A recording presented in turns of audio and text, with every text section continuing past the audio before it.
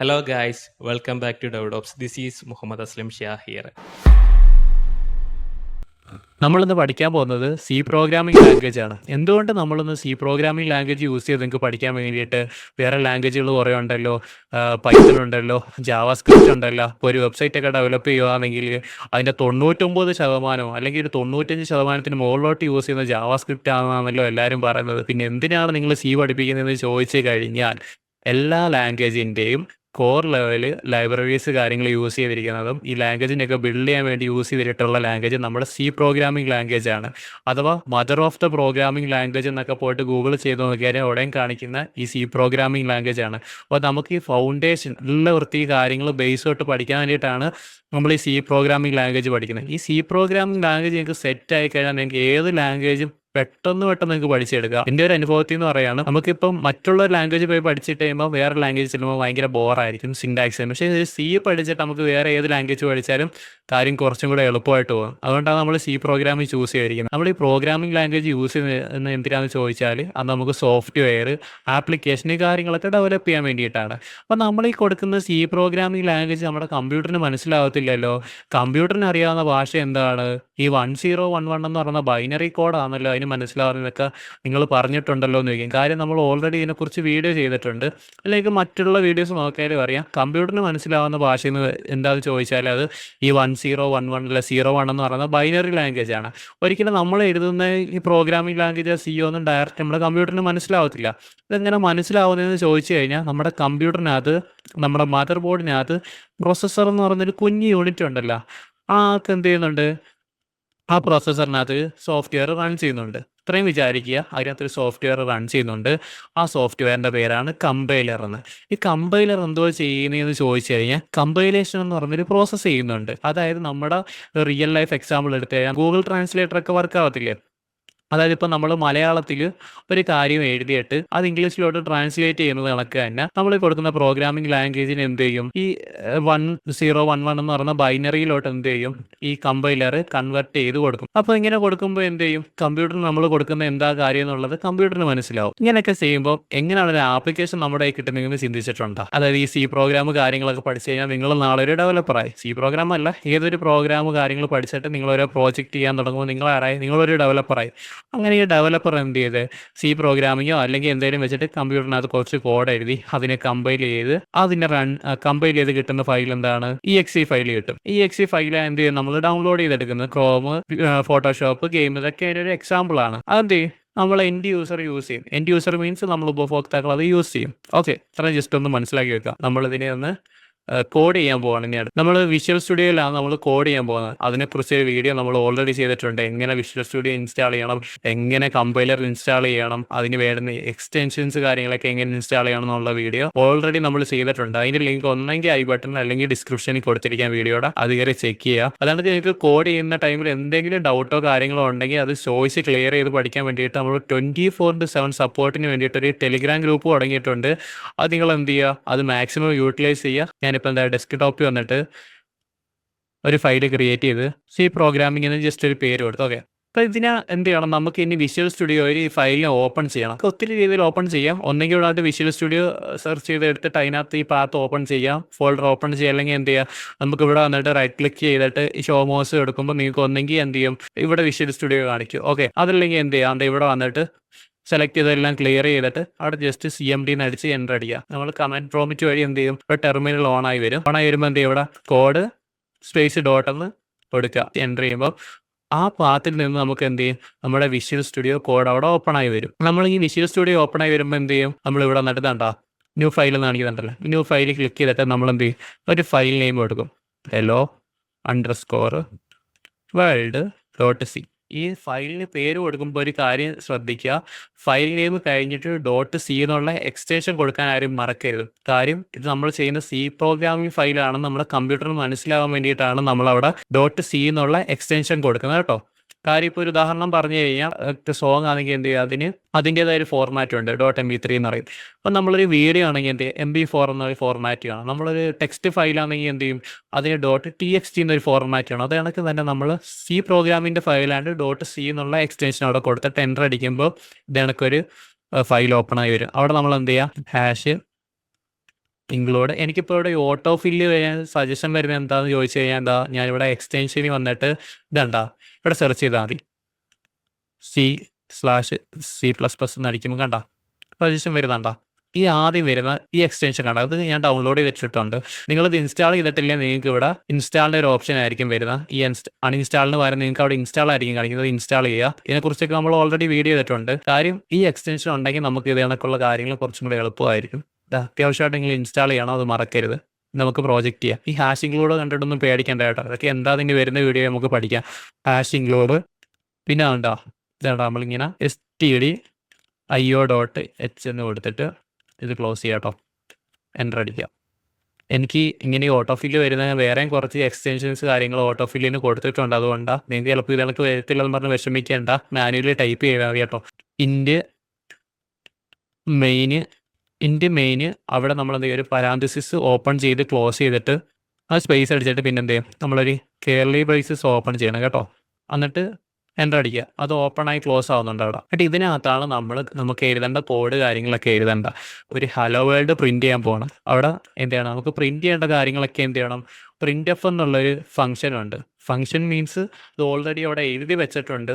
ഇതിൻ്റെ പ്രോഗ്രാമർ ഇങ്ങനൊരു പേര് വിളിക്കുമ്പോൾ ഇങ്ങനൊരു കാര്യം വരണമെന്ന്. ഓക്കെ, അത്രയും ചിന്തിച്ചാൽ മതി. അപ്പോൾ നമ്മൾ printf കൊടുത്തിട്ട് എന്ത് ചെയ്യണം നമ്മളവിടെ ഹലോ സ്പേസ് വേൾഡ് എന്ന് കൊടുക്കുന്നത്. അപ്പോൾ ഒരു ലൈൻ ഓഫ് കോഡ് എഴുതി നിർത്തിയാലും അതിൻ്റെ അറ്റത്ത് എന്ത് ചെയ്യണം ഒരു സെമിക്കോളം കൊടുക്കണം. കാര്യം ആ പ്രോഗ്രാമിലെ ആ ഒരു ലൈന് അവിടെ തീർന്നെന്നുള്ളൊരു ഇതിനെ കാര്യം കമ്പ്യൂട്ടറിന് പറഞ്ഞ് മനസ്സിലാക്കി കൊടുക്കാൻ വേണ്ടിയിട്ട് കേട്ടോ. അതെനിക്ക് അങ്ങനെ സംശയം കാരണം ഇവിടെയൊക്കെ കൊണ്ടുവന്ന് സെമിക്കോളം കൊടുക്കേണ്ടത്, അവിടെ നിന്ന് സെമിക്കോളം കൊടുക്കേണ്ട ആവശ്യമില്ല.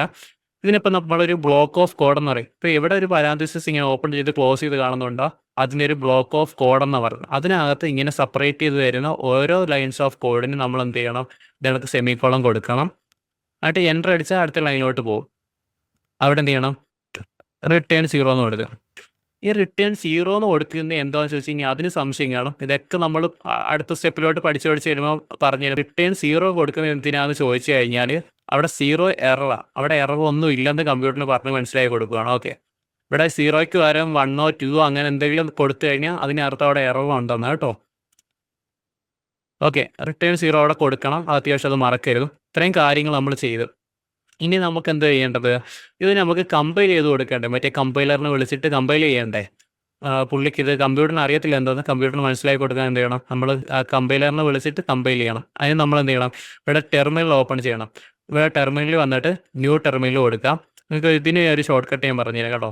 ഡയറക്റ്റ് അവിടെ പോയിട്ട് ഇങ്ങനെ അടിച്ച് ന്യൂ ടെർമിനൽ ഒന്നും എടുക്കേണ്ട. അതിന് വരാൻ എന്ത് ചെയ്യുക ഇവിടെ ജസ്റ്റ് ക്ലിക്ക് ചെയ്തിട്ട് എന്ത് ചെയ്യുക നമ്മളിവിടെ കൺട്രോള് ജെന്ന് കീബോർഡിലെ കൺട്രോൾ ബട്ടനും ജെയും കൂടെ ഒന്നിച്ച് പ്രസ് ചെയ്യുമ്പോൾ നമുക്ക് എന്ത് വരും ഇത് കണക്കൊരു ടെർമിനൽ അവിടെ ന്യൂ ടെർമിനൽ ഓപ്പൺ ആയി വരും. അവിടെ നമ്മൾ എന്ത് ചെയ്യുക GCC എന്ന കമ്പൈലറിനെ വിളിക്കണം. വിളിച്ചിട്ട് എന്ത് ചെയ്യണം പുള്ളിയെടുത്ത് പറഞ്ഞു കൊടുക്കണം ഏതാ കമ്പൈൽ ചെയ്യേണ്ടതെന്ന്. ഹലോ _ വേൾഡ് അതിൻ്റെ കൂടെ എക്സ്റ്റൻഷൻ കൊടുക്കാൻ മറക്കലും ഫയൽ നെയിമിൻ്റെ കൂടെ ആ ഫയലിൻ്റെ എക്സ്റ്റൻഷൻ നമ്മൾ സി അപ്പം യൂസ് ചെയ്യുന്നതുകൊണ്ട് എന്ത് ചെയ്ത് ഹലോ വേൾഡ് .c ആ ഫയലിൻ്റെ ഫുള്ള് നെയിം കൊടുക്കണം കേട്ടോ. ആയിട്ട് എൻ്റർ ചെയ്യുമ്പോൾ എന്ത് ചെയ്താണ്ട് നമുക്കിവിടെ a.exe ഫയൽ വന്ന് ഈ exe ഫയലാണ് നമ്മളൊക്കെ എന്ത് ചെയ്യുന്നത് ഇൻസ്റ്റാൾ ചെയ്യുന്ന exe ഫയൽ അറിയത്തില്ലേ. ഇനി നമുക്ക് എന്ത് ചെയ്യണം ആ exe ഫയൽ റൺ ചെയ്യണം. അതിന് നമ്മൾ എന്ത് ചെയ്യേണ്ടത് ഒരു ഡോട്ട് അടിക്കുക, ഒരു // അടിക്കുക. ഇതെന്തിനാണെന്ന് ചോദിച്ചു കഴിഞ്ഞാൽ സെയിം പാത്തിലാണ്. പാത്ത് മീൻസ് സെയിം സ്ഥലത്താണ്. അതായത് ഹലോ വേൾഡ് കിടക്കുന്ന അതേ സ്ഥലത്ത് തന്നെയാണ് exe കിടക്കുന്നതെന്ന് കമ്പ്യൂട്ടർ മനസ്സിലാക്കാൻ വേണ്ടി കേട്ടോ. പിന്നെ a.exe ആ ഫയലിൻ്റെ പേരടിക്കുക, എൻ്റർ അടിക്കുക. എന്താ ഹലോ വേൾഡ് ഒന്നുണ്ടോ. അപ്പോൾ എല്ലാവർക്കും സംശയമാണ് ഈ ഹലോ വേൾഡ് മാത്രമേ പ്രിൻറ്റ് ചെയ്യാൻ പറ്റത്തുള്ളൂ. അങ്ങനെയല്ല, നമ്മൾ എന്ത് കൊടുത്താലും പ്രിൻറ്റ് ചെയ്യാൻ പറ്റും. ഈ ഹലോ വേൾഡിന് വരെ എന്ത് ചെയ്യാൻ പറ്റും വേണം അതിൻ്റെ പേരൊന്ന് കൊടുത്ത് കാണിച്ചു തരാം. മുഹമ്മദ് അസ്ലം ഷാ എസ് ഇതെന്താ. ഇനി നമ്മൾ എന്ത് ചെയ്യും ഓരോ വട്ടം നമ്മൾ കോഡിൽ എഡിറ്റ് ചെയ്യുമ്പോൾ നമ്മൾ എന്ത് ചെയ്യുക കമ്പൈൽ ചെയ്യാൻ മറക്കരുത് കേട്ടോ. ഓരോ വട്ടം നമ്മൾ എഡിറ്റ് ചെയ്യുമ്പോൾ എന്ത് ചെയ്യണം പിന്നെ നമ്മൾ കമ്പൈൽ ചെയ്യണം. കമ്പൈൽ ചെയ്ത് ഇനിയും പോയിട്ട് അങ്ങനെ ഒന്നെന്ന് പറഞ്ഞ് അടിക്കേണ്ട. അതിനൊരു എളുപ്പ വഴിയുണ്ട്. എന്താണെന്ന് ചോദിച്ചു കഴിഞ്ഞാൽ നമ്മുടെ കീബോർഡിനകത്ത് ആരോ ബട്ടൺ ഇല്ലേ, ആരോ ബട്ടണിൽ മുകളിലോട്ടുള്ള ആരോ ബട്ടണിൽ ക്ലിക്ക് ചെയ്ത് കഴിഞ്ഞാൽ ഇതെന്താ നേരത്തെ ചെയ്തിട്ടുള്ള ഓരോരോ കമാൻഡ് എന്ന് പറയുന്നതിന് അതിനകത്തോട്ട് നമുക്ക് പോകാൻ പറ്റും. എന്ത് ചെയ്യണം നമുക്ക് ഒരു ഉദാഹരണത്തിന് നിങ്ങളുടെ പറഞ്ഞുതരാം. ചില കീബോർഡിനകത്താകുമ്പോൾ കീ കുറവാണെന്നുണ്ടെങ്കിൽ ഞാൻ പറഞ്ഞുതരാം. ഇതിനെ എങ്ങനെയാണെന്ന് വെച്ച് കഴിഞ്ഞാൽ നിങ്ങളുടെയൊക്കെ ചിലപ്പം ആരോ കീ ഇല്ലെങ്കിൽ നിങ്ങളുടെ ആരോ കീ കൊടുത്തിരിക്കുന്ന ഡബ്ല്യുവിനകത്തും എസിനകത്തും ഒക്കെ ആയിരിക്കും. അങ്ങനെയുള്ള കീബോർഡിനകത്ത് നമ്മൾ ഫംഗ്ഷൻ്റെ ഒരു കീ ഉണ്ട് FN എന്നുള്ള. അതിനകത്ത് ഞെക്കിയിട്ട് എന്ത് ചെയ്യണം, ഡബ്ല്യുവിനകത്ത് അടിച്ചാലും അപ്പ് പോകും, അപ്പർ ആരോ വർക്കാവും. അത് അടിച്ചിട്ട് എന്ത് ചെയ്യണം, ആദ്യം അടിക്കുമ്പോൾ നമുക്ക് ഏറ്റവും ലാസ്റ്റ് അടിച്ച ഈ കോഡായിരിക്കും വരുന്നത്. ആദ്യം നമ്മൾ അപ്പർ ആരോ അടിക്കുമ്പോൾ നമുക്ക് ഇതാ വരുന്നത്. ഒന്നും കൂടെ അപ്പർ ആരോ അടിക്കുമ്പോൾ അതിന് മുമ്പുള്ള അടിച്ച് കിട്ടും. അങ്ങനെ കിട്ടും. ഇത് തിരിച്ചടിക്കണമെന്ന് എന്ത് ചെയ്യണം, തിരിച്ച് ഡൗൺ ആരോ കൊടുത്താൽ മതി. മനസ്സിലായില്ലേ? ഞാൻ അപ്പർ ആരോ അടിച്ച്, അല്ലെങ്കിൽ നിങ്ങൾക്ക് മാനുവലി ടൈപ്പ് ചെയ്താലും മതി കേട്ടോ. GCC ഹെലോ വേൾഡ് എന്ന് അടിച്ച് എൻ്റർ അടിക്കുമ്പോൾ എന്ത് ചെയ്യും, ആ ഫയൽ എന്ത് ചെയ്യും, ഒന്നും കൂടെ അത് കമ്പൈൽ ചെയ്യും. കമ്പൈൽ ചെയ്ത് അത് ബിൽഡ് ചെയ്ത് കിട്ടി. ഇനി എന്ത് ചെയ്യണം, നമുക്ക് അവിടെ എന്താ ചെയ്യേണ്ടതെന്ന് ചോദിച്ചു കഴിഞ്ഞാൽ പിന്നെ നമ്മൾ എന്ത് ചെയ്യണം, ഇല്ലല്ലോ അവനെ ഒന്നും കൂടെ എന്ത് ചെയ്യണം, IXE ഒന്നും കൂടെ എന്ത് ചെയ്യണം, റൺ ചെയ്യണം.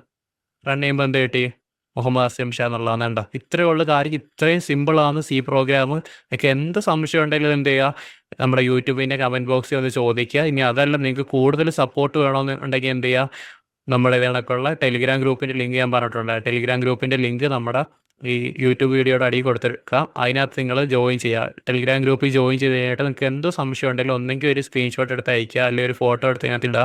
നിങ്ങൾക്ക് വോയിസ് ആയിട്ട് സംശയം കാര്യങ്ങൾ ചോദിക്കുക. അതിനകത്ത് ഒത്തിരി നമ്മുടെ മലയാളീസ് ഉണ്ട്. നിങ്ങൾക്ക് എന്ത് ഡൗട്ട് ഉണ്ടെങ്കിലും നമ്മൾ ക്ലിയർ ചെയ്ത് തരാം കേട്ടോ. ഇനി നമുക്ക് പഠിക്കേണ്ടത് എന്താണ്, നമ്മൾ ഒരു C ഫയലിനെ റൺ ചെയ്ത്, സാമ്പിൾ ഫയലിനെ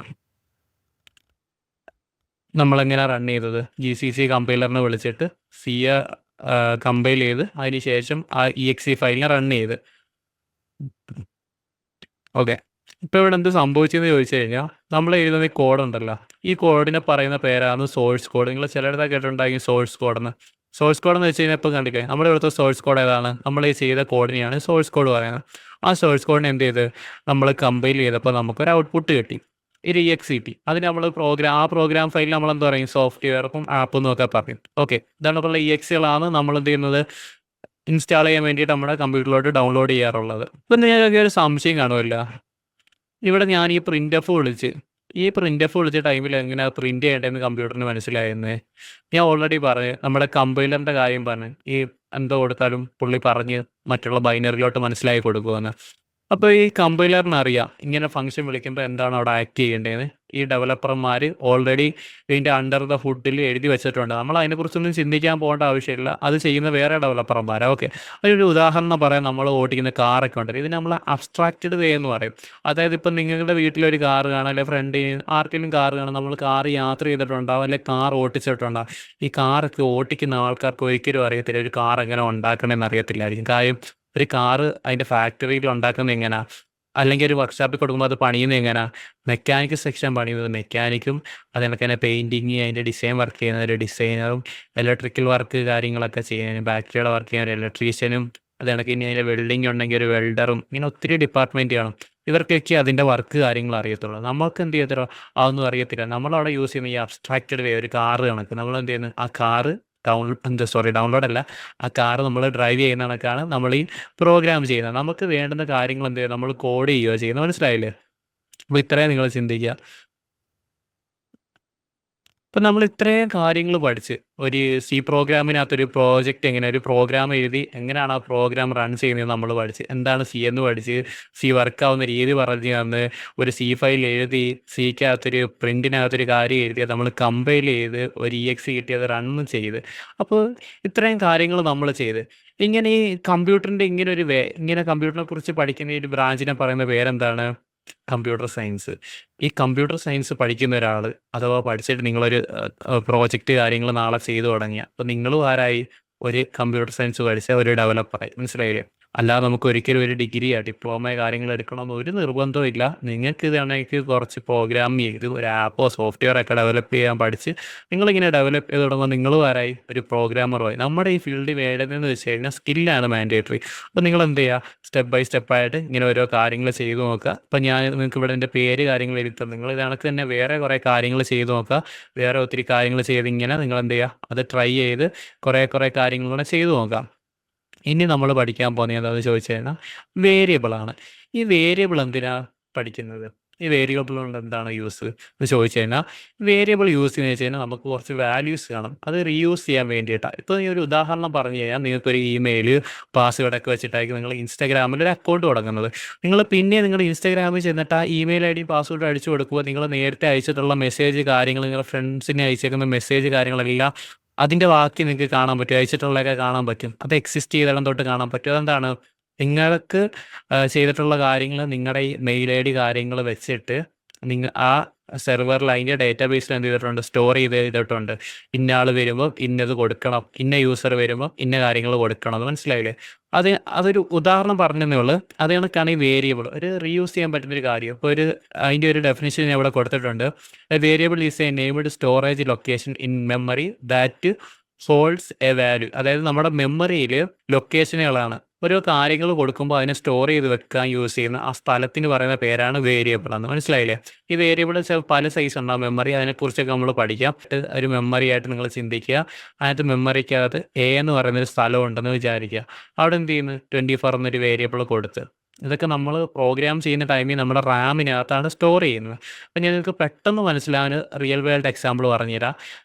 നമ്മുടെ വീടിൻ്റെ അടുക്കള എന്ത് ചെയ്യുക, നമ്മുടെ കിച്ചൺ എന്ത് ചെയ്യുക, ഒരു മെമ്മറി കാർഡായിട്ട് അല്ലെങ്കിൽ ഒരു മെമ്മറിയാ എന്തെങ്കിലും ആയിട്ട് നിങ്ങൾ കണക്ക് കൂട്ടുക. ഓക്കെ, നമ്മുടെ കിച്ചണിൽ എന്ത് ചെയ്യാം, നമ്മൾ ഈ മുളക് പൊടി ഇട്ട് വെക്കാനാണെങ്കിലും, അത് കണക്ക് തന്നെ മഞ്ഞൾപ്പൊടി ഇട്ട് വെക്കാനാണെങ്കിലും, ഈ കറി മസാല ഇട്ട് വെക്കാനൊക്കെ വേണ്ടിയിട്ടാണെങ്കിലും എന്ത് ചെയ്യുന്നത്, നമ്മളതിന് ഓരോന്നിനും ഓരോ ഡപ്പയ്ക്കകത്ത് ഇട്ടാണ് വെക്കുന്നത്. എല്ലാം മുളക് പൊടി ഇടുന്നതിൻ്റെ കൂടെ എന്താണ് നമ്മൾ മഞ്ഞൾപ്പൊടി ഇട്ട് വെക്കുകയോ ഇല്ല, അല്ലെങ്കിൽ കറി പൗഡറിന് ഇട്ട് വെക്കുകയോ ഇല്ല. ഇതൊക്കെ എന്ത് ചെയ്യുന്നത്, നമ്മൾ ഓരോന്നിലായിട്ടാണ് നമ്മൾ സ്റ്റോർ ചെയ്ത് വെക്കുന്നത് കേട്ടോ. ആ പറയുന്ന കണക്ക് തന്നെ നമ്മുടെ ഈ വേരിയബിൾ എന്ത് ചെയ്യുന്നുണ്ട്, വേരിയബിളിനകത്ത് നമ്മൾ ഓരോ സാധനങ്ങൾ സ്റ്റോർ ചെയ്ത് വെക്കുന്ന ഓരോന്നിനും അതിൻ്റേതായ വേരിയബിൾ ഉണ്ട്. ഇപ്പം ഈ മുളക് പൊടി ഇട്ട് വെക്കുന്ന പാട്ടയ്ക്ക് എന്ത് ചെയ്യുന്നു, നമ്മളൊരു പേര് കൊടുക്കുന്ന ക്രഷ്ഡ് റെഡ് ചില്ലി, അതായത് റെഡ് ചില്ലി ക്രഷ് ചെയ്ത് ഇട്ട് വെക്കാൻ വേണ്ടിയിട്ടാണെന്ന് മനസ്സിലാക്കാൻ. അതുകൊണ്ട് തന്നെ ടെർമറിക് പൊടിയും മനസ്സിലാക്കാൻ വേണ്ടിയിട്ട് അതിൻ്റെ ബാഡ്ജിങ് കൊടുത്തിട്ടുണ്ട്. ഇനി കറി പൗഡറാണെന്ന് മനസ്സിലാക്കാൻ ആ പാട്ടയ്ക്കകത്ത് എഴുതി വെച്ചിട്ടുണ്ട്, എന്താ കറി പൗഡർ എന്ന് എഴുതി വെച്ചിട്ടുണ്ട്. അതേ കണക്ക് നമ്മൾ എന്ത് ചെയ്യുന്നുണ്ട്, ഓരോ വേരിയബിളിനെ സ്റ്റോർ ചെയ്യാൻ വേണ്ടിയിട്ട് അതിൻ്റേതായ പൊസിഷനിൽ എന്താണ്, ഇതിൻ്റേതായ പേര് കാര്യങ്ങൾ നമ്മൾ കൊടുത്തിട്ടുണ്ട്. ഓക്കെ, ഇത്രയും പഠിക്കുക. നമ്മൾ പ്രോഗ്രാം ചെയ്യുമ്പോൾ നമ്മൾ ഡീപ്പായിട്ട് പഠിക്കുന്നതാണ് കേട്ടോ. അത് നമ്മൾ വേരിയബിൾ എഴുതുന്നതിന് കുറേ റൂൾസ് ഉണ്ട്. ഒരു ഉദാഹരണം പറഞ്ഞു കഴിഞ്ഞാൽ, ഇപ്പം നമ്മൾ വേരിയബിൾ എഴുതുമ്പം അപ്പോൾ നമുക്ക് ഓരോ പ്രോഗ്രാമിംഗ് ലാംഗ്വേജിലും ഓരോ റൂൾസ് ആയിരിക്കും. അപ്പം നമ്മൾ സി പ്രോഗ്രാമിംഗ് ലാംഗ്വേജിൻ്റെ റൂൾസ് പറയാമെന്നുണ്ടെങ്കിൽ, നമ്മുടെ വേരിയബിൾ എന്ന് വെച്ച് കഴിഞ്ഞാൽ കേസ് സെൻസിറ്റീവ് ആണ്. കേസ് സെൻസിറ്റീവ് മീൻസ് ഇപ്പം ഇതിനകത്ത്, അതായത് ഇപ്പം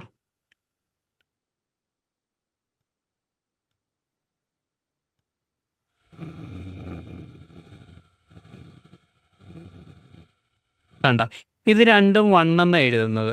എന്നാൽ ഈ 1 അല്ല ഈ 1, മനസ്സിലായില്ലേ? ഇത് രണ്ടും കാണാനും ഡിഫറെൻ്റ് രീതിയാണ്. ഇത് തമ്മിലുള്ള വ്യത്യാസം എന്താണെന്ന് ചോദിച്ചു കഴിഞ്ഞാൽ, ഇത് ആദ്യം ക്യാപിറ്റൽ ലെറ്റർ യൂസ് ചെയ്യുന്നത്, പിന്നെ ബാക്കിയുള്ളത് സ്മാൾ ലെറ്റർ. ഇത് ഫുള്ള് ക്യാപിറ്റൽ ലെറ്ററാണ് യൂസ് ചെയ്തിരിക്കുന്നത്. അപ്പോൾ ഇതിൻ്റെ മീനിങ് രണ്ടായിട്ടേ നമ്മുടെ എന്ത് ചെയ്യത്തുള്ളൂ, കമ്പ്യൂട്ടർ മനസ്സിലാക്കത്തുള്ളൂ. ഇതാണ് കേസ് സെൻസിറ്റീവ് എന്ന് പറഞ്ഞു കഴിഞ്ഞാൽ. പക്ഷേ ഇതേ കണക്കൊരെണ്ണം കോപ്പി ചെയ്ത് വെച്ച് കഴിഞ്ഞാൽ എന്താണ്, വാല്യൂ സെയിമാണ്. പക്ഷേ എങ്ങനെ നമുക്ക് എന്താണ്, പല പല കാര്യങ്ങൾ കുറേ പേര് യൂസ് ചെയ്യാറില്ല, അത് എറർ അടിക്കും. അതുകൊണ്ട് കേസ് സെൻസിറ്റീവ് എന്ന് പറയുന്ന ഓരോ വേരിയബിളിനും ഓരോ മീനിങ് ആണ്. ഓക്കെ, ഇപ്പം നിങ്ങൾ ഇങ്ങനെ ഒരു വേരിയബിൾ ക്രിയേറ്റ് ചെയ്തെങ്കിൽ അടുത്തൊരു കാര്യത്തിന് വേണ്ടി ഇങ്ങനെ ആയിരിക്കും ക്രിയേറ്റ് ചെയ്യുന്നത്. ഒരു റിയൽ വേൾഡ് എക്സാമ്പിൾ പറയാം. ഇപ്പം നമ്മുടെ ഒരു ക്ലാസ്സിൽ, ഇപ്പോൾ ഉദാഹരണത്തിന് ഞാൻ പഠിക്കുന്ന ഒരു കോളേജിൽ എൻ്റെ പേരുള്ള, അല്ലെങ്കിൽ ഞാൻ പഠിക്കുന്ന സ്കൂളിൽ എൻ്റെ പേരുള്ള വേറൊരു സ്റ്റുഡൻ്റ് ഉണ്ടായിരുന്നു, എൻ്റെ ഒരു ഫ്രണ്ട്. അപ്പോൾ നിങ്ങൾക്ക് രണ്ടുപേർക്കും എന്ത് ചെയ്യുന്നുണ്ട്, യുണീക്ക് ഐഡൻറ്റിറ്റി ഉണ്ട്. എങ്ങനെയാണ്, നമുക്ക് റോൾ നമ്പർ ഉണ്ടല്ലേ, നിങ്ങൾക്ക് സ്കൂളിൽ അറിയാമല്ലോ റോൾ നമ്പർ ഉണ്ട്. ഈ റോൾ നമ്പർ ചിലപ്പം അവനിക്ക് നമ്പർ 1 ആയിരിക്കും, എൻ്റെ നമ്പർ 2 ആയിരിക്കും. പേര് സെയിം ആണെങ്കിലും അത് പറഞ്ഞ കണക്ക് തന്നെ ഇതിനിപ്പം നമ്മൾ 11 എന്ന് പറയുന്നൊരു വാല്യൂ കൊടുത്താലും, ഇതിന് 12 എന്ന് പറയുന്നൊരു വാല്യൂ കൊടുത്താലും, നമ്മൾ അല്ലെങ്കിൽ എ എന്ന് പറയുന്നൊരു വാല്യൂ കൊടുത്താലും, ബി എന്ന് പറയുന്നൊരു വാല്യൂ കൊടുത്താലും, ഇതിൻ്റെ വേരിയബിൾ നെയിം ഡിഫറെൻ്റ് ആണ്. ഈ റോൾ നമ്പറിൻ്റെ കാര്യം പറഞ്ഞ കണക്ക് തന്നെ യുണീക്ക് ആണ്. മനസ്സിലായില്ലേ? ഓരോ വേരിയബിളിനും അതിൻ്റേതായ യുണീക്ക് ഐഡൻറ്റിറ്റി ഉണ്ട്. അത് കണക്ക് തന്നെ first character is alphabet or underscore. അതായത് നമ്മളൊരു വേരിയബിൾ തുടങ്ങുമ്പോൾ ഒന്നെങ്കിൽ ഇത് കണക്ക് എന്ത് ചെയ്യാം, നമുക്ക് ഒരു ആൽഫബറ്റ് തുടങ്ങാം, അല്ലെങ്കിൽ എന്ത് ചെയ്യുക, ഒരു അണ്ടർസ്കോർ ഇട്ടിട്ട് ബാക്കി ക്രിയേറ്റ് ചെയ്യുക. No other symbols other than underscore. അതായത് നമുക്ക് ഈ അണ്ടർസ്കോർ അല്ലാതെ മറ്റുള്ള സ്പെഷ്യൽ ക്യാരക്ടറുകളോ സിമ്പിൾസോ ഒന്നും യൂസ് ചെയ്യില്ല. ഉദാഹരണത്തിന് പറഞ്ഞാൽ ഇങ്ങനെ ഡോളർ സൈൻ യൂസ് ചെയ്യലും നമ്മൾ PHP ഒക്കെ എഴുതുമ്പോൾ ഡോളർ സൈനൊക്കെ ഇട്ടായിരിക്കും യൂസ് ചെയ്യുന്നത്. അതിനകത്ത് അതൊന്നും നടക്കത്തില്ല കേട്ടോ. ജാവാസ്ക്രിപ്റ്റിനും എന്താണ് അണ്ടർസ്കോർ ഡോളർ സൈൻ പറ്റുമെന്ന് തോന്നുന്നു. എന്തായാലും നിങ്ങളിത് ശ്രദ്ധിക്കുക. അത് കണക്ക് തന്നെ അറ്റ് ദ റേറ്റ്, ഹാഷ് ഇങ്ങനെയുള്ള മറ്റുള്ള ക്യാരക്ടർ കാര്യങ്ങളൊന്നും യൂസ് ചെയ്യലും. അത് കണക്ക് തന്നെ നോ കോമ ഒരു ബ്ലാങ്ക് സ്പേസ് എഴുതുമ്പോൾ ഇപ്പം 1 എന്ന് എഴുതുകയാണെങ്കിൽ ഇങ്ങനെ സ്പേസ് ഇട്ടിട്ട് 1 എന്ന് എഴുതരുത്. ഓക്കെ, അത് കണക്ക് തന്നെ 1 എന്ന് എഴുതുമ്പോൾ ഇങ്ങനെ കോമ ഇട്ടിട്ട് 1 എന്ന് എഴുതില്ല. ഞാനൊരു ഉദാഹരണം പറഞ്ഞതാണ്. ഇങ്ങനെയൊക്കെ കാര്യങ്ങൾ ശ്രദ്ധിക്കുക. പിന്നെ നമുക്ക് C keywords cannot be used as A variable names. അത് കണക്ക് തന്നെ ഇപ്പം നമ്മളൊരു സിക്കകത്തൊരു വേരിയബിൾ എഴുതുമ്പോൾ ഒരിക്കലും സിയുടെ ഒരു കീവേഡ് നമ്മൾ യൂസ് ചെയ്യും. കീവേഡ് മീൻസ് ഓൾറെഡി ഒരു പ്രീ ഡിഫൈൻഡ് ആയിട്ടുള്ള കീവേഡാണ്.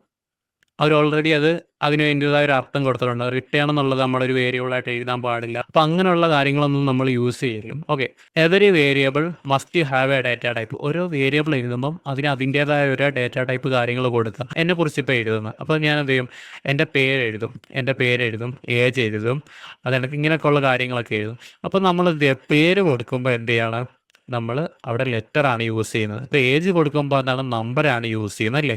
രണ്ട് ഡാറ്റ ടൈപ്പാണ്. അതേ പറഞ്ഞ കണക്ക് തന്നെ നമ്മളിപ്പോൾ ഒരു ഉദാഹരണം പറയുകയാണെങ്കിൽ ഇപ്പം ഞാൻ ഏജ് കൊടുക്കുമ്പോൾ എന്ത് ചെയ്യണം, ഇൻറ്റിജർ ആയതുകൊണ്ട്, അതായത് 0, 1, 2, 3, 4, 5 ഇങ്ങനെ ഇൻറ്റിജർ നമ്പർ വാല്യൂ കൊടുക്കുമ്പോൾ എന്ത് ചെയ്യണം, ഇൻറ്റ് ഡാറ്റ ടൈപ്പ് കൊടുക്കണം. ഈ ഇൻറ്റ് ഡാറ്റ ടൈപ്പ് കൊടുക്കണം. അതേ കണക്ക് തന്നെ എന്ത് ചെയ്യണം, നമ്മൾ ഇപ്പം പോയിന്റ് വരുന്ന ഇപ്പം പയ്യയുടെ വാല്യൂ 3.14, ഇങ്ങനെ പോയിന്റ് വാല്യൂ വരുമ്പോൾ എന്ത് ചെയ്യണം, ഫ്ലോട്ടിംഗ് പോയിന്റ് എന്ന് പറയും. അതിൻ്റെ ഡാറ്റ ടൈപ്പ് എന്താണെന്ന് ഫ്ലോട്ട് എന്ന് പറയും. അതാണെങ്കിൽ ക്യാരക്ടർ, ഇപ്പം എന്താ സ്റ്റാറിൻ്റെ കാര്യം പറഞ്ഞു, സ്റ്റാർ അല്ലെങ്കിൽ ഹാഷ് ഇങ്ങനെയൊക്കെയുള്ള ഓരോ ക്യാരക്ടർ കാര്യങ്ങൾ എഴുതുമ്പോൾ നമ്മൾ എന്ത് ചെയ്യണം, ക്യാർ എന്നുള്ള കീവേഡ് അവിടെ കൊടുക്കേണ്ടത്. മനസ്സിലായില്ലേ. ഒരു ഉദാഹരണം നമുക്ക് ജസ്റ്റ് കോഡ് ചെയ്യാം.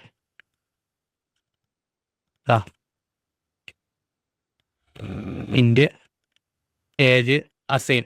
ഇത് എനിക്കൊരു കാര്യം പറയുകയാണ്. ഇത് നമ്മൾ പ്രോഗ്രാമിംഗ് ലാംഗ്വേജിലോട്ട് വരുമ്പം ഈ ഈസിക്വൽ ടു കണ്ടിട്ട് ഒരിക്കലും നിങ്ങൾ എന്ത് ചെയ്യില്ല, ഈസിക്വൽ ടു എന്ന് പറയില്ലോ.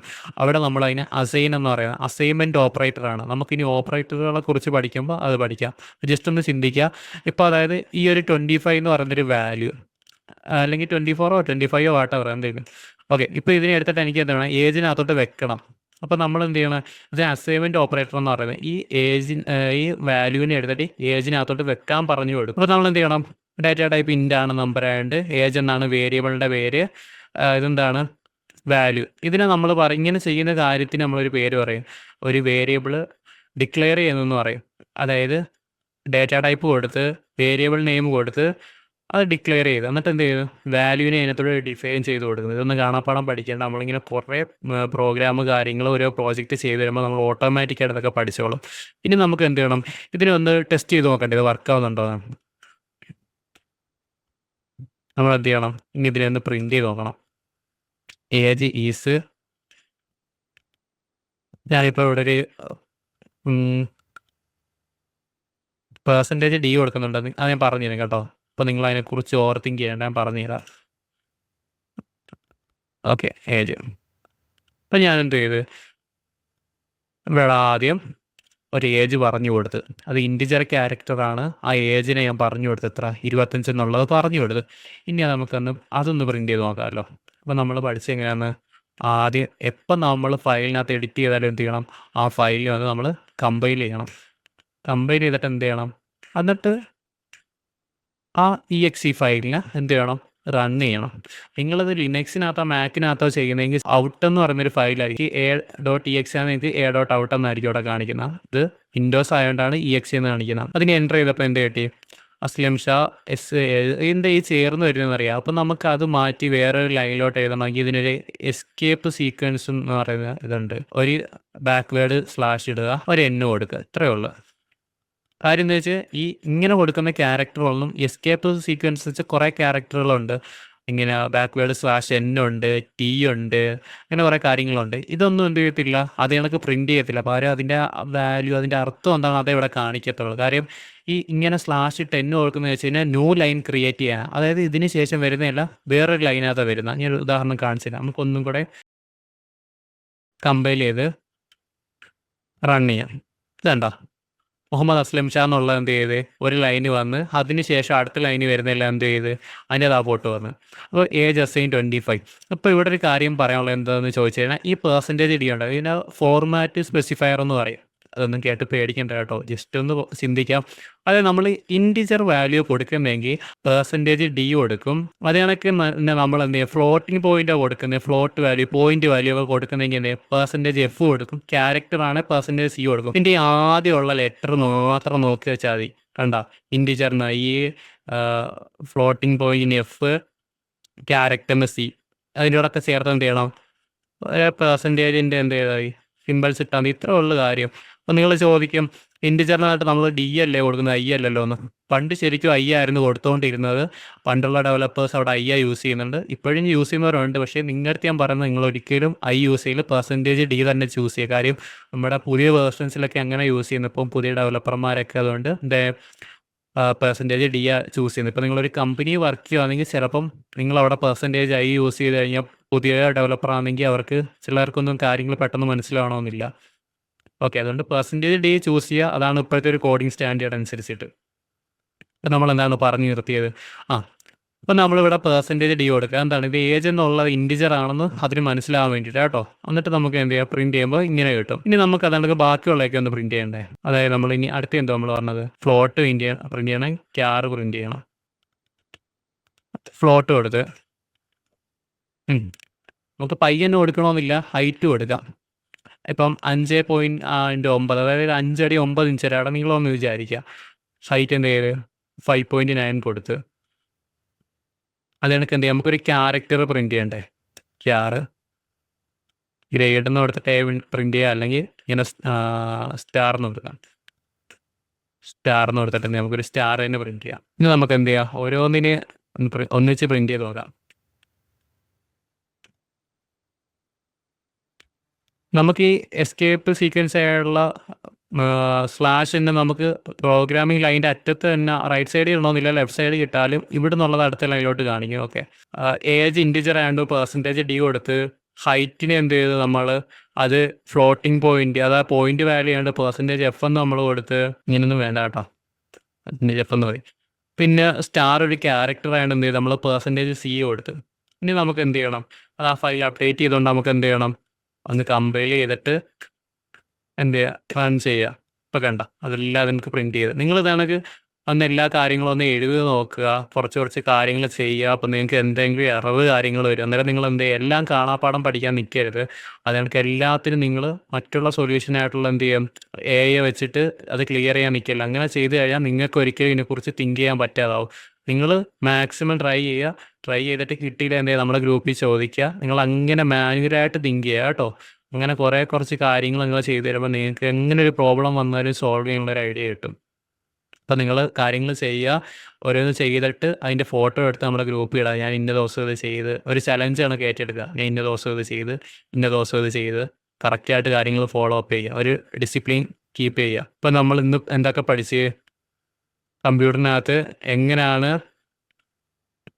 ഒരു സി പ്രോഗ്രാം റൺ ചെയ്യുന്നതെന്ന് പഠിച്ച്, ഒരു ആപ്ലിക്കേഷൻ്റെ ഒരു ലൈഫ് സൈക്കിൾ, അതായത് അതിൻ്റെ ഒരു ഡെവലപ്പ് ചെയ്ത് നമ്മുടെ കിട്ടുന്ന ഒരു കാര്യങ്ങൾ പഠിച്ച്, പിന്നെ ഒരു ബേസിക് ആയിട്ടുള്ള ഒരു സി പ്രോഗ്രാമിൽ നമ്മൾ റൺ ചെയ്ത്, അതിന് മുമ്പ് നമ്മളത് കമ്പൈൽ ചെയ്ത്, പിന്നെ അത് റൺ ചെയ്ത്, പിന്നെ എന്താണ് കോഡ്, അതായത് നമ്മുടെ സോഴ്സ് കോഡ് കമ്പൈൽ ചെയ്യുന്ന കാര്യങ്ങൾ, അതായത് ഈ കാര്യങ്ങൾ ചെയ്യുമ്പോൾ അവിടെ എന്താ നടക്കുന്നത് എന്നുള്ളതായത് കമ്പയർ ചെയ്ത് നമ്മുടെ EXE ഫയൽ, അതായത് സോഫ്റ്റ്വെയർ ആപ്പ് അതിൻ്റെ ഔട്ട്പുട്ട് അത് കിട്ടുന്ന ഇങ്ങനെ പഠിച്ച്, പിന്നെ നമ്മുടെ ഈ ഫങ്ഷൻസ് ഒക്കെ അബ്സ്ട്രാക്റ്റഡ് വേ ആണെന്നുള്ള രീതി തിങ്ക് ചെയ്യാൻ പറഞ്ഞു തന്ന് അതിൻ്റെ ഒരു റിയൽ ലൈഫ് എക്സാമ്പിൾ പറഞ്ഞ്, പിന്നെ ഇതിങ്ങനെ പഠിക്കുന്ന ബ്രാഞ്ചിനെ കമ്പ്യൂട്ടർ സയൻസ് എന്ന് അറിയപ്പെടുന്ന അത് പഠിപ്പിച്ച്, നമ്മൾ വേരിയബിളിനെ കുറിച്ച് പഠിച്ച്, വേരിയബിളിന് എക്സാമ്പിളായിട്ട് എന്ത് ചെയ്ത് നമ്മുടെ കിച്ചണിൽ യൂസ് ചെയ്യുന്ന ഒരു ഡപ്പിക്കകത്ത് ഓരോരോ പ്രോപ്പർട്ടി മീൻസ് ഓരോരോ ഐറ്റംസ് കീപ്പ് ചെയ്യുന്നത് പറഞ്ഞു തന്ന്, പിന്നെ വേരിയബിളിൻ്റെ നെയിമിംഗ് കൺവെൻഷൻ അതിൻ്റെ റൂൾസ് കാര്യങ്ങൾ നമ്മൾ പഠിച്ച്, പിന്നെ എന്ത് ചെയ്ത് നമ്മൾ കുറച്ച് ഡാറ്റ ടൈപ്പിനെ കുറിച്ച് പഠിച്ച്, ഇതിൻ്റെ ഫോർമാറ്റ് സ്പെസിഫയേഴ്സ് ആയിട്ടുള്ള സിമ്പിൾസ്, ഇതിന് ഫോർമാറ്റ് സ്പെസിഫയർ എന്ന് പറയുന്ന കീവേഡൊന്നും കാണാതെ പഠിക്കണമെന്നില്ല കേട്ടോ. അതായത് ഇൻറ്റിജർ ആണെങ്കിൽ ഡി ചൂസ് ചെയ്യുക, അതാണ് ഇപ്പോഴത്തെ കോഡിങ് സ്റ്റാൻഡേർഡ്. പിന്നെ ഫ്ലോട്ടിംഗ് പോയിന്റ് ആണെങ്കിൽ പെർസെൻറ്റേജ് എഫ്, ക്യാരക്ടർ വാല്യൂ കൊടുക്കുന്നെങ്കിൽ പെർസെൻറ്റേജ് സി ചൂസ് ചെയ്യുക. ഇനി നമ്മൾ പഠിക്കാൻ പോകുന്നത് വെച്ച് കഴിഞ്ഞാൽ ഇൻപുട്ട്. ഇത്രയും നേരം നമ്മൾ എന്തോ അവിടെ ഉള്ള കാര്യത്തിന് പ്രിൻറ്റ് ചെയ്ത് ഔട്ട്പുട്ട് കാണിക്കുക ചെയ്ത് ഇനി നമ്മൾ അങ്ങോട്ട് കമ്പ്യൂട്ടറിൻ്റെ കാര്യം കൊടുക്കാൻ പോവാം. ഒരു ഉദാഹരണം പറയുകയാണെങ്കിൽ ATM ചെല്ലുമ്പോൾ നമ്മുടെ പിൻ എൻ്റർ ചെയ്യാൻ പറയത്തില്ല, അന്നേരം അടുത്ത കാര്യം കാണിക്കുന്നു. അതാണ് ഇനി നമ്മളൊരു ഇൻപുട്ട് കൊടുക്കുക. പ്രിൻറ്റ് ചെയ്യാൻ നേരത്ത് നമ്മൾ പ്രിൻ്റ് ചൂസ് ചെയ്ത കണക്ക് തന്നെ നമ്മൾ ഇനി ഇൻപുട്ട് കൊടുക്കാൻ നേരത്ത് ഉപയോഗിക്കുന്നത് സ്കാൻഎഫ്. റിയൽ ലൈഫിൽ നമ്മൾക്കൊരു ID കാർഡ് എന്തെങ്കിലും നമുക്ക് പ്രിൻ്റ് ഔട്ട് എടുക്കാൻ നമ്മൾ എന്ത് ചെയ്യും, സ്കാനറിൽ വെച്ചിട്ട് സ്കാൻ ചെയ്യും. അതൊക്കെ ചിന്തിക്കുക, അങ്ങോട്ട് സ്കാൻ ചെയ്ത് കൊടുക്കുക. സ്കാൻ ഈ എന്ന് ചോദിച്ചാൽ എല്ലാവരുടെ F ഉണ്ടല്ലോ, പ്രിൻറ്റിൻ്റെ F ഉണ്ട്, സ്കാൻ്റെ F ഉണ്ട്. F മീൻസ് ഫോർമാറ്റ് എന്ന്, പ്രിൻ്റ് ഫോർമാറ്റ്, സ്കാൻ ഫോർമാറ്റ്, അതിനാണ് പ്രിൻ്റ് സ്കാൻഎഫ് എന്നൊക്കെ പറയുന്നത്. ഓക്കെ, ഇങ്ങനെയാണ് ഇതിൻ്റെ ഒരു എന്താണ് ഇതിൻ്റെ ഒരു സിൻടാക്സ് മീൻസ് ആ വേ ഓഫ് റൈറ്റിങ് അതിൻ്റെ സ്കാൻഎഫ്. ഇനി നമുക്കൊന്ന് കളയണ്ട വേറെ കാര്യം പറഞ്ഞാൽ നമുക്കൊന്ന് ഹൈഡ് ചെയ്ത് വെക്കാം, ഒന്ന് കമൻറ്റ് ചെയ്യാം. അത് പറയുമ്പോൾ ഓർത്ത കമൻറ്റിങ് എന്താണെന്ന് പറഞ്ഞില്ല. കമൻ്റ് എന്ന് വെച്ച് കഴിഞ്ഞാൽ നമ്മളിപ്പം പ്രോഗ്രാമിനകത്ത് കുറേ ലൈൻസ് ഓഫ് കോഡ് നമുക്കിപ്പോൾ എന്ത് ചെയ്യണം, കമൻറ്റ് ചെയ്യണം. ഇങ്ങനെ കമൻറ്റ് ചെയ്തതിൻ്റെ ഉള്ള ഗുണമെന്ന് വെച്ച് കഴിഞ്ഞാൽ ഇത് കോഡിങ് റൺ ചെയ്യുന്ന ടൈമിൽ ഇത് വർക്ക് ചെയ്യത്തില്ല. അല്ലാതെ നമ്മളൊരു ഡെവലപ്പർ വന്നിട്ട് ഇങ്ങനെ നോക്കുമ്പോഴേ ഇത് കാണത്തുള്ളൂ. ഇത് കൂടുതൽ യൂസ് ചെയ്യുന്നത് എന്തിനാണെന്ന് ചോദിച്ചു കഴിഞ്ഞാൽ, ഇപ്പോൾ നിങ്ങൾ ഒന്നിലധികം ഡെവലപ്പർ, അതായത് നിങ്ങളൊരു കമ്മ്യൂണിറ്റി ആയിട്ട് ഒരു ഗ്രൂപ്പായിട്ട് ഇന്ന് ഡെവലപ്പർമാരൊക്കെ ഒന്നിച്ചൊരു കമ്പനി വർക്ക് ചെയ്യുമ്പോൾ എന്തിനുള്ള കോഡാണ് മറ്റൊരു ഡെവലപ്പറിന് മനസ്സിലാകാൻ വേണ്ടിയിട്ട്. ഇപ്പം ഞാനിവിടെ വന്നിട്ട് ഒരു കമൻറ്റ് ചെയ്ത് വെക്കാം. കമൻറ്റ് ചെയ്യാൻ 2 രീതിയിലുണ്ട്. സിംഗിൾ ലൈൻ കമൻറ്റ് ഉണ്ട്, മൾട്ടി ലൈൻ കമൻറ്റ് ഉണ്ട്. സിംഗിൾ ലൈൻ കമൻറ്റ് എന്ന് നോക്കുമ്പോൾ 2 ഫോർവേഡ് സ്ലാഷ് ഇങ്ങനെ ഇടുക, അടണ്ട, എന്നിട്ട് എന്താണെന്നുള്ളത് എഴുതുക. അപ്പോൾ ഞാൻ പറയാം, this is A print function. ഇത് പ്രിൻറ്റ് ചെയ്യാൻ വേണ്ടിയിട്ടുള്ള ഒരു ഫംഗ്ഷനാണ്, മനസ്സിലായില്ലേ? അപ്പോൾ ഡെവലപ്പറിന് ഇത് മനസ്സിലാകത്തുള്ളൂ, നമ്മളിവിടെ ഇത് റൺ ചെയ്യുമ്പോൾ ഒന്നും കാണിക്കത്തില്ല, മനസ്സിലായില്ലേ? ഇത്രയുള്ള കാര്യം. അപ്പോൾ നിങ്ങൾക്ക് ഒന്നിലധികം ലൈന് കാര്യങ്ങളുണ്ടെങ്കിൽ എന്ത് ചെയ്യണം, നിങ്ങളിവിടെ വന്നിട്ട് എന്ത് ചെയ്യണം, ഒരു സ്റ്റാറും കൂടെ ഇട്ട് കൊടുക്കണം. ഒരു സ്റ്റാർ ഇട്ട് കൊടുക്കണം, അതായത് ഒരു സ്ലാഷ് ഒരു സ്റ്റാർ ഇടണം. എന്നിട്ട് ഇതിനകത്ത് എഴുതേണ്ട കാര്യങ്ങൾ എഴുതിയിട്ട് അത് എവിടം വരെ നിങ്ങൾക്ക് കമൻറ്റ് ചെയ്ത് വെക്കണമെന്ന് ചോദിച്ചു കഴിഞ്ഞാൽ നിങ്ങൾക്ക് ഇനി ലാസ്റ്റ് എവിടെയാണ് വേണ്ടുന്നത് അവിടെ വന്നിട്ട് അതിന് ഇട്ട് കൊടുക്കുക, മനസ്സിലായില്ലേ? അതായത് ഈ സ്ലാഷ് സ്റ്റാർ എഴുതിയിട്ട് വേറൊരു സ്ലാഷ് എഴുതിയിട്ട് ഇതിനകത്ത് എന്ത് എഴുതുന്നോ അതെല്ലാം കമൻറ്റ് ചെയ്ത് ഇടും, മനസ്സിലായി? മൾട്ടി ലൈൻ കമൻറ്റ് എന്ന് പറയും, മറ്റേത് സിംഗിൾ ലൈൻ കമൻറ്റ്. അപ്പോൾ ഇത് കുറച്ചും കൂടെ എളുപ്പമാക്കാൻ വേണ്ടിയിട്ട് നമ്മളെല്ലാത്തിനും ഷോർട്ട് കട്ട് യൂസ് ചെയ്യുന്നില്ലേ, അത് കണക്ക് ഇതിനൊരു ഷോർട്ട് കട്ട് നമുക്ക് യൂസ് ചെയ്യാം. കേട്ടോ, ഇതെല്ലാം കൂടെ റൈറ്റ് ക്ലിക്ക് ചെയ്ത് സെലക്ട് ചെയ്തിട്ട് കൺട്രോൾ/അടിച്ച് എല്ലാം സിംഗിൾ ലൈൻ കമൻറ്റ് ചെയ്താൽ മുന്നോട്ട് എല്ലാം കമൻറ്റ് ആയി. ഓക്കെ, ഇനി നമ്മൾ പഠിക്കാൻ പോകുന്നത് വെച്ച് കഴിഞ്ഞാൽ സ്കാൻഎഫ് ചെയ്യുന്നതിന് മുമ്പ് നമുക്ക് വേറെ കാര്യം ചെയ്യണം. എന്താണ് സ്കാൻ ചെയ്യേണ്ടത്? ഇപ്പോൾ നമ്മൾ ATMലൊക്കെ ചെന്നിട്ടാണ് പിൻ എൻ്റർ ചെയ്യുന്നതിന് മുമ്പ് നമ്മുടെ അടുത്ത് പറയില്ല, എൻ്റർ യുവർ പിൻ നമ്പർ എന്ന് പറയത്തില്ല. അത് കണക്ക് ഒരു യൂസറിന് ചുമ്മാതെ വന്നിട്ട് ഒന്നും ചെയ്യാൻ പറ്റത്തില്ലല്ലോ. എന്താ അവിടെ ചെയ്യേണ്ടതെന്ന്, എന്താ അങ്ങോട്ടൊരു ആക്ഷൻ കൊടുക്കേണ്ടതെന്ന് നമ്മൾ പറഞ്ഞാലേ അവർക്ക് അറിയത്തുള്ളൂ. നമ്മൾ യൂസറിൻ്റെ അടുത്ത് പറയുക, പ്രിൻ്റ് വന്നിട്ട് എൻ്റർ യുവർ ഏജ്, നിങ്ങളുടെ ഏജ് എൻ്റർ ചെയ്യാൻ പറയുക. നമ്മളെന്ത് ചെയ്യണം, അപ്പോൾ ഏജ് എൻ്റർ ചെയ്ത് കൊടുക്കണം. ഈ എൻ്റർ ചെയ്യുന്നത് എങ്ങനെയാണ് നമ്മളവിടെ പഠിച്ചത്? സ്കാൻഎഫിനകത്ത് കണക്ക് തന്നെ നമ്മൾ ഏജ് കൊടുക്കുന്നതിന് മുമ്പ് വേറെ കുറച്ച് കാര്യങ്ങളുണ്ട്. ഇപ്പം നമ്പർ ആയതുകൊണ്ട് നമ്മൾ എന്ത് ചെയ്യണം, ആ എടുക്കുന്നതിൻ്റെ നമ്പർ ആയതുകൊണ്ട് അതിന് %d കൊടുക്കണം. എന്നിട്ട് കോമ ഇട്ടിട്ട് എന്ത് ചെയ്യണം, ഒരു %% യൂസ് ചെയ്യണം.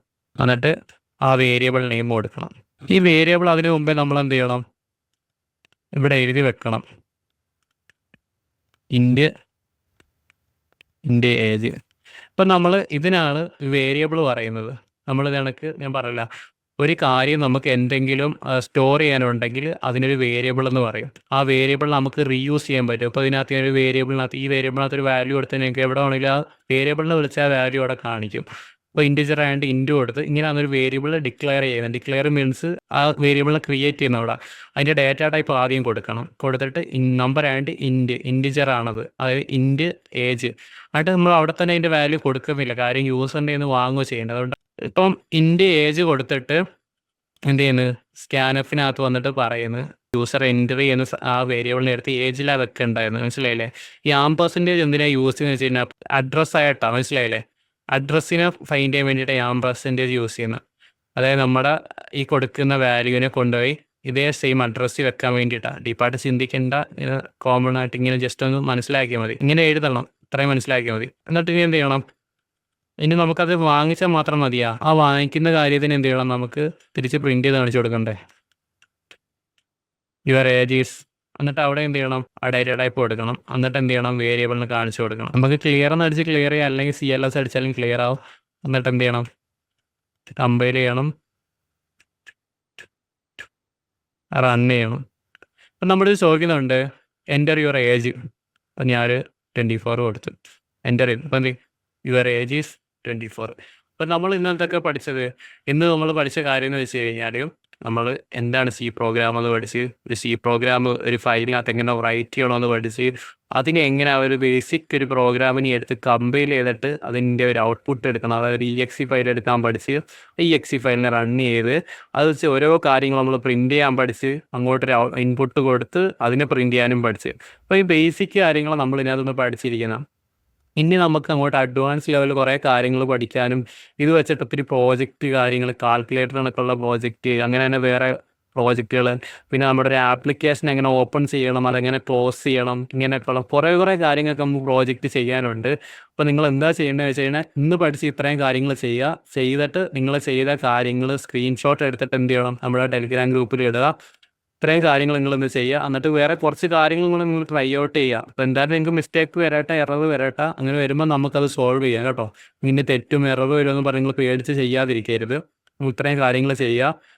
ഓക്കെ, അത് കണക്ക് നമ്മുടെ ചാനൽ എന്ത് ചെയ്യുക? സബ്സ്ക്രൈബ് ചെയ്യുക, ലൈക്ക് ചെയ്യുക, സപ്പോർട്ട് ചെയ്യുക. നിങ്ങളുടെ വിലയേറിയ അഭിപ്രായങ്ങൾ എന്താണെന്ന് വെച്ചാൽ നമ്മുടെ കമൻറ്റ് ബോക്സിൽ അത് കമൻ്റ് ആയിട്ട് ഇടുക. നിങ്ങളുടെ ഫാമിലീസിലോട്ടും ഫ്രണ്ട്സിലോട്ടും ഒക്കെ ഷെയർ ചെയ്ത് കൊടുക്കുക കേട്ടോ. അപ്പോൾ അടുത്ത വീഡിയോ കാണും വരെ ബൈ.